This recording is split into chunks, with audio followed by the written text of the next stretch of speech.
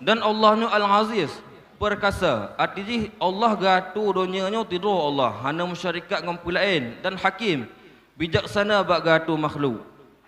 Toh contoh bijaksana, getanyo bandum na buah hidung ino. Gepeduk buah hidung li Allah gatu gepeduk buah hidung bak muka. Jino raci fikir, seandainya gepeduk buah hidung bak punggung, gimana tu ai? Bijaksana li Allah bak gatu katanya. Kemudian ayat yang ke innad dinal mardiyya indallah Islam. Agama yang geridha li Allah, agama yang betul bak Allah nyan adalah agama Islam.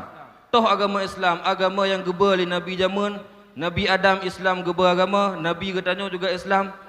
Agama yang geba li para anbiya yang ke nyan agama Islam. Maka agama yang ke agama yang geridha li Allah. Adapun agama-agama lain, ladoi sembah na orang yang tembah patung, orang yang tembah